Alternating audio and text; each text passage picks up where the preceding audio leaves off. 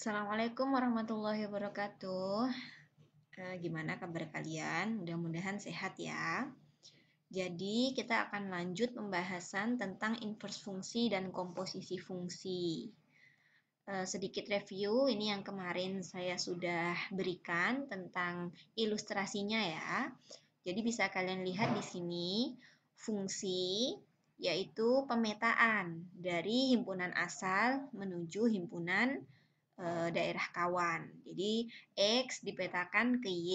Kita tulis sebagai Fx sama dengan Y. Karena fungsinya kita namai F. Untuk inverse, itu adalah kebalikannya. Jadi dari daerah asalnya tadi, dikembalikan dia ke daerah asal. Daerah kawan, maaf, ke daerah asal. Kita tulis sebagai F pangkat min 1, dibaca F inverse. Jadi cara menuliskannya F inverse Y itu hasilnya adalah X. Nah, hari ini kita akan bahas tentang fungsi inverse ini. Untuk komposisi ini melibatkan 3 buah himpunan bilangan ya. Nanti kita lanjut di pertemuan berikutnya. Oke, ini yang kemarin tentang sifat-sifat fungsi. Jadi alhamdulillah ya, kemarin yang diposting di WAG oleh teman kalian itu sudah benar. Dan caranya menurut saya itu sudah mudah dipahami ya. Kalau kalian ada pertanyaan, silakan langsung tulis saja di chat di WAG. Jangan segan dan jangan ragu untuk bertanya ya.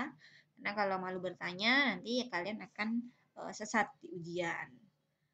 Kita lanjut yang inverse ya. Nah, yang ini pertama dari konsepnya dulu. Inverse itu tadi yang saya bilang adalah kebalikan. Jadi misalkan fungsi f dari a ke b dengan f itu adalah x, y di mana x anggota a dan y anggota b. Fungsi itu memiliki inverse dan kita tulis sebagai f pangkat min 1. Dibaca f inverse dari himpunan B ke himpunan A. Yang mana anggotanya kita balik. Kalau tadi X, Y, pasangan himpunannya ini menjadi Y, X, di mana Y anggota B dan X-nya anggota A. Suatu fungsi itu belum tentu memiliki inverse. Jadi syarat suatu fungsi agar memiliki inverse, dia harus bijektif. Tahu bijektif ya? Bijektif itu artinya korespondensi satu-satu. Jadi dipasangkan setiap anggota dengan satu anggota lain dari himpunan daerah kawan. Jadi dia itu kalau bijektif ini istilahnya dia harus setia, dia tidak boleh selingkuh, dan dia tidak jomblo. Jadi punya pasangan setiap anggotanya. Itu syaratnya. Jadi kalau kita pasangkan satu-satu dia pas, tidak ada yang tidak punya pasangan dan tidak ada yang pasangannya lebih dari satu. Itu syarat suatu fungsi memiliki inverse. Nah, langkah menentukannya ini saya rangkum SOP-nya menjadi 3 langkah. Silahkan dipahami SOP ini dan diterapkan ke dalam fungsi apapun. Jadi intinya 3 ini. Yang pertama, supaya memudahkan kita, kalian ubah yang biasanya fx atau mungkin nanti ada gx atau hx atau lambang apapun di sini menjadi bentuk y sama dengan supaya lebih mudah ya. Jadi y sama dengan. Kemudian lakukan manipulasi aljabar.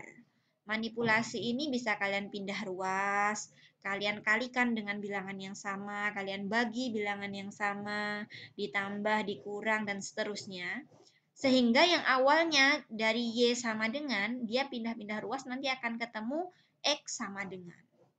Nah, terakhir yang X ini diganti menjadi F inverse X, dan nanti dia akan mengandung Y di dalam titik-titik ini. Yang Y-nya itu diganti menjadi X. Hanya seperti itu saja langkahnya. Simpel kan? Nah, kita coba terapkan nanti di contoh ya.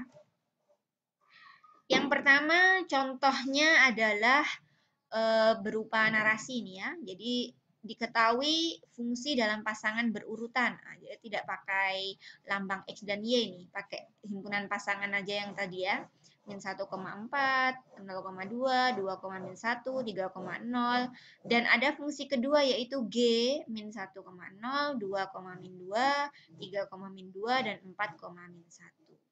Nah, perintahnya adalah kalian disuruh menyelidiki apakah F dan G ini memiliki inverse?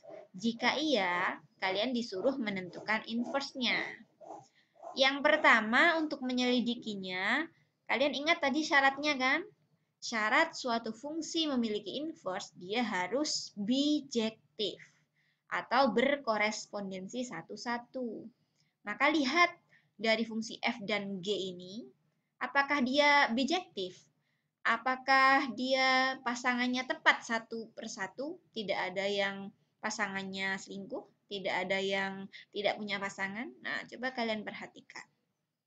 Kemudian, kalau sudah seperti itu, nanti baru kalian bisa simpulkan apakah F ini memiliki inverse, apakah G ini memiliki inverse.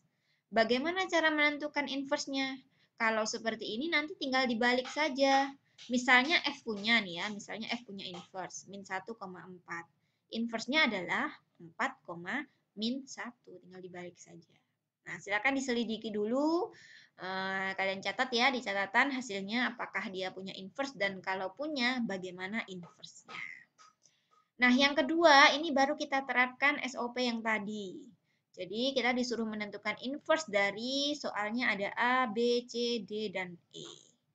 Untuk D dan E, maaf ya, ini dia fungsi eksponen dan fungsi logaritma.